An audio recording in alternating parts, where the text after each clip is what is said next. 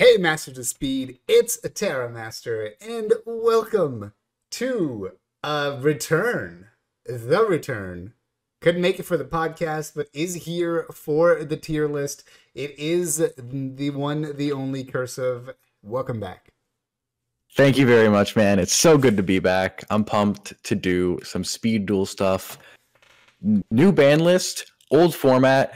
We got to figure out this old format before we leave. That's right. We got to finish off this old format, if for nothing else, for the history and the archives of Speed Duel. It was a 4-month-long format, more or less. Midterms was kind of in the middle of that, so maybe 3 months if you want to, divide it up when that happened. So let's go ahead and get into it here. You ready to talk about the first deck? Let's do it. All right. So before we do, though, I do want to say that good news, once again, nothing is in tier 0, so congratulations, we did it. Good job, Konami. You did something right. You did something right. But we do have a deck that is a very strong tier 1 deck, and that is Volcanics. Would you like to tell the people about Volcanics, having played it yourself in the past?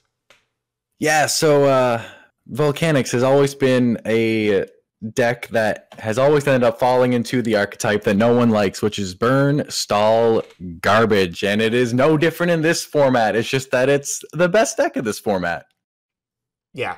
Unfortunate. So for those of you who may not know yet, Volcanic, the way it gets to this status is it plays with the card Golden Ladybug at the maximum 3 copies and the skill Twisted Personality, along with pretty much every good trap that's stall, burn, and that's legal. So there you go.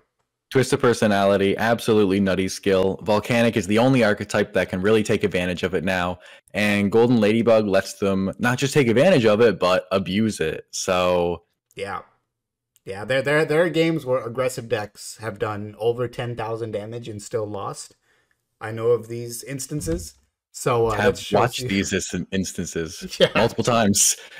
So it kind of shows you what we're talking about and why it's ranked so highly here. But are we ready to keep going? Yeah, let's keep going. On the complete opposite end of the spectrum, we have Ojamac, the deck. And where are we putting this one? That is a very solid tier 2 contender here. Yeah, exactly. Not consistent enough to be tier 1, but very powerful when it works. Yeah, if you draw correctly, your win rate against everything else here pretty much is decently high. If you don't draw correctly, it's very low. Yeah, when the deck does its thing, it is an OTK deck for those of you who are unaware. It just it wins, and it does it very, very quickly. And it's so easy to have a fantastic hand, but still just outright lose to this deck if they open any bit good. Yeah. This deck can not only get rid of all your back row, it can take your monster, summon big monsters of their own, and then in the battle phase, after they've done all that, they will summon another big monster to finish you off. Yeah. So that is kind of the gist of it. Like, I don't want to go into like the full explanation of it, but it's a hit or miss OTK deck. It just hits slightly over 50%, which is why it's tiered. Yeah, it summons lots of Armed Dragon level 5, so Armed Dragon is relevant in the format. That's pretty cool. That is pretty cool. No, yeah. And Ojama's too, right? Like, yeah, there you go. Not the vanillas. GX decks. Yeah, not the vanillas, but the good Ojama, which is blue. The good, well, of course. Yeah. So, it's there. It's cool. While we're on the subject of OTKs. I was about to say, speaking of OTK, what is this deck here? Oh, this is Cyber Angels. Speaking of cool things, ritual mechanics are good in speed duels. In fact, it is, once again, tier 2 OTK deck. In fact, we really don't make this format sound very good, do we? Yeah, we don't. But look, Ojama is fun to play, right? And I think Cyber Angel. Yeah, I was going to say that. Cyber Angel is fun to play too. So are they OTK decks? Yes, but they don't always OTK. Mm-mm. And when they don't, is when with Cyber Angel specifically, you have a lot of different kind of lines to play. And that's what I think that's where the skill comes in, is when you can't OTK.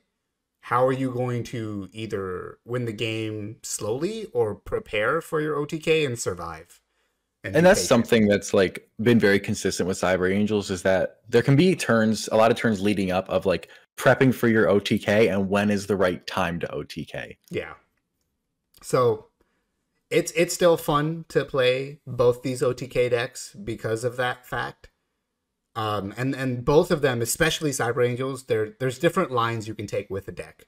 Yeah. It doesn't play like you used to call it brainless moth. It doesn't play like that at all. It's not super linear. Like you have different combos and like depending on your hand, you can do different things. This isn't like advanced level complexity, but there is something going on here. Right. And depending on how your opponent reacts to things too, right? Like you make a different play after a floodgate than you would have had you not been floodgated. So yeah, and speaking of Floodgate too, like as you're playing in this format, you're going to react differently to seeing different character skills in different decks, because someone might play a Floodgate and some other deck might not main that Floodgate. So you can kind of, you know, choose your lines accordingly. But right, like Terramaster said, I know it sounds bad with 2 OTKs and a stall burn deck so far, but it is genuinely an interesting format, and these decks can be fun. Yeah. All right. Here's one of my favorite decks in the format, and I think yours too. Definitely. That is the Crystal Beasts. So Crystal Beasts, we decided to actually put at the end of tier 2. And some of this is personal. Me and you both have personally had good results with Crystal Beasts. There's a new puppy in my household. Don't mind it. Yeah. Me and you have personally had good results with Crystal Beasts. I think we both actually got second for a giant card with it. Yes, we did both get second. And I also have a top 4 win-a-box finish, I think. Well, there you go. Yeah. So Crystal Beast has seen multiple results. Has also seen results. I think it was in Germany. It was in Europe. Okay. Europe. Okay. I'm not going to remember the. Let's go with that. Yeah. It was in. I know it won a lot in EU.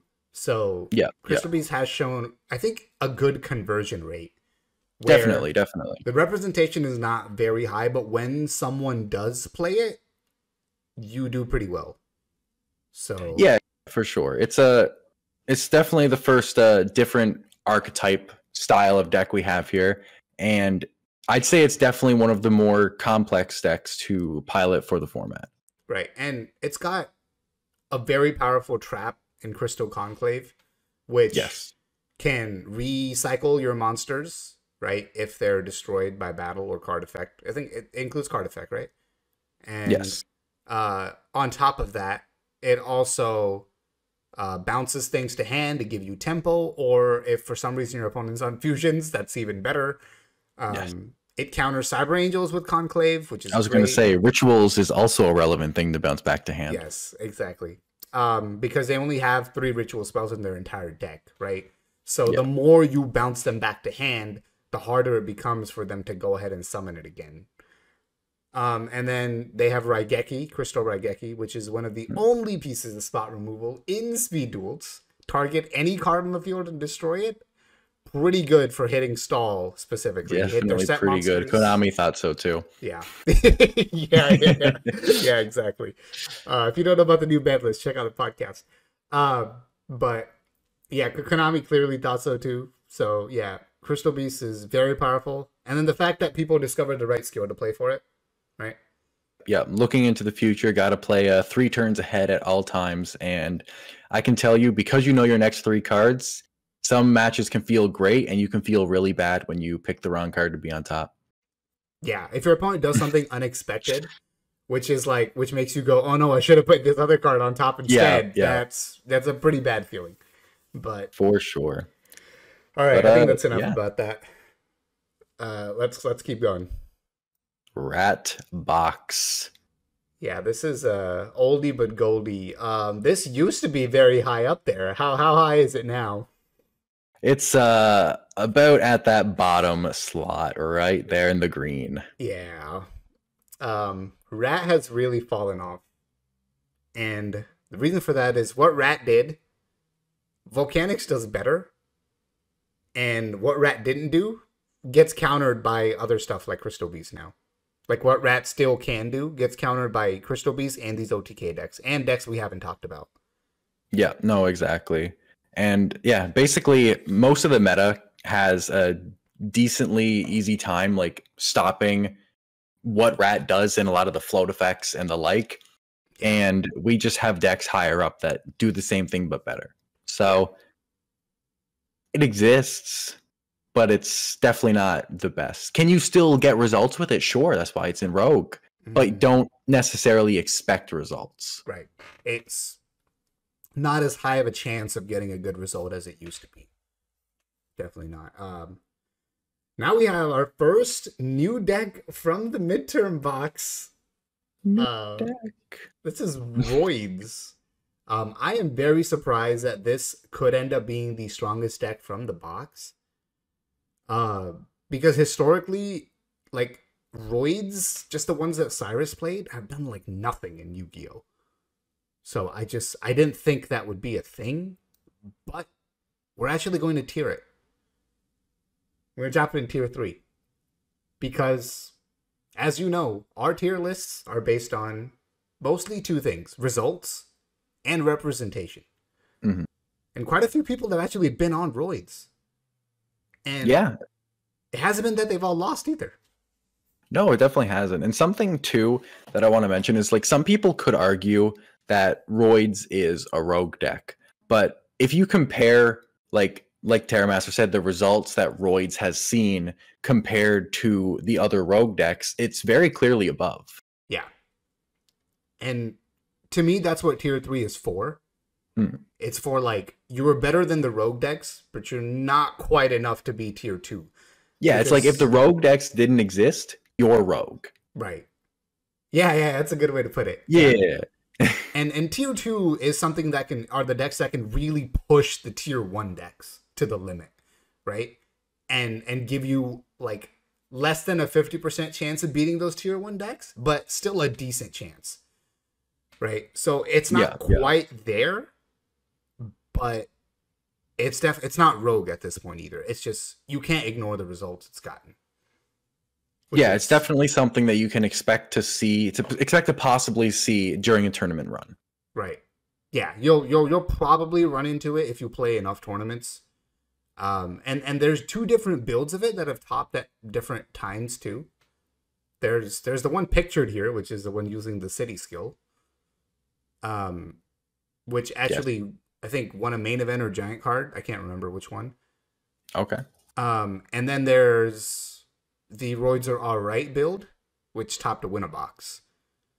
So it has some variety to it too, and I honestly don't even know if it got optimized before the format ended.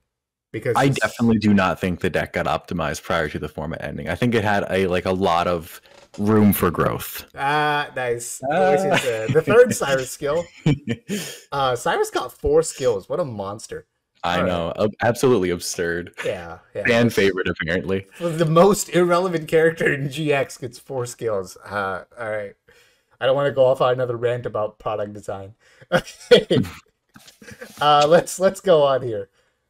We've got koalas, which is also from the new box. That's great. We got 2 new box decks on this list. Where are we putting koalas? Yeah, it is nowhere near as good as Roids. It's not up here? No. Very close. It's extremely close, but not quite. So close. I would put it at the top of tier 1, personally. Oh, well, yeah, okay. Definitely, for sure. All those first place rogue, all those first place koala finishes. Yes, Koala has historically done super great this format. So good that we're going to put it in the green tier. Yeah, we're going to put it in the green tier. Green for good, right? Green. There you go. You got it all figured out. Yeah. I'm going to put this above Rat. I completely agree. Yeah, Rat has fallen off a lot. Yeah, and the reason is that people actually like playing koalas. So you're much more likely to see that. The second reason is that Spike Shield with Chain is actually a menace of a card in this deck. Because it's like the only thing we have where like, a defense mode monster can actually attack. You're breaking the rules of Yu-Gi-Oh!, which is what makes Spike Shield with Chain much better than it normally is. Yeah, and for some, like, the funny thing is that Spike Shield with Chain